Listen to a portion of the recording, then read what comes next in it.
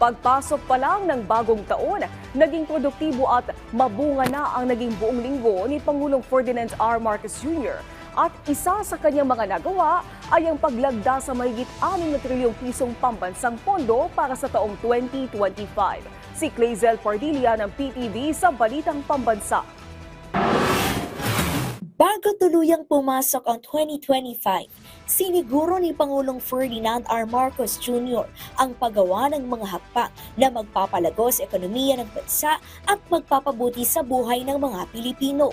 Kabilang dito ang paglagda sa higit 6 na trilyong pisong pambansang pondo para sa taong 2025. Pinakamalaking bahagi nito inilaan sa sektor ng edukasyon na mahalaga sa pagpapaunlad ng kaalaman at kakayahan ng mga Pilipino.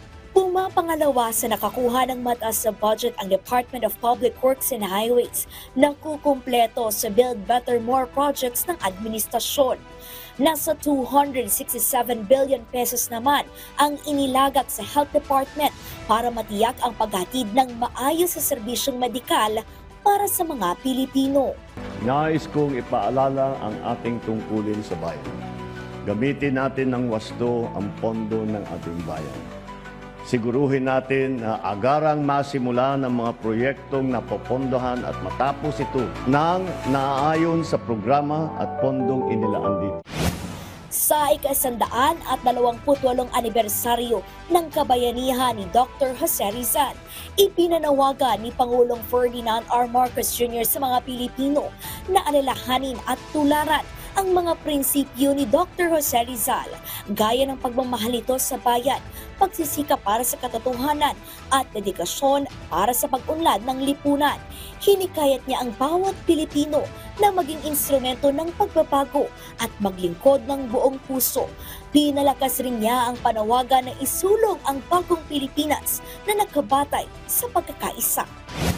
Sa pagsasara ng 2024, naghandog ng regalo at pasasalamat si Pangulong Ferdinand R. Marcos Jr. sa Friends in Red Movement of FIRM na nagdiwang ng kanilang silver anniversary. Binigyang diin ng Pangulo ang mahalagang ambag ng FIRM hindi lamang sa kanyang kampanya kundi pati sa mga environmental activity at iba pang adhikain para sa ikabubuti ng bansa. Sabi ng punong ehekutibo, inspirasyon mula sa grupo ang nagtutulak sa kanya na ipaglaban ang kapakanan ng bawat Pilipino at itaguyod ang pag-unlad ng Pilipinas. Mula sa PTV, Clazel Pardilla, Balitang Pambansa.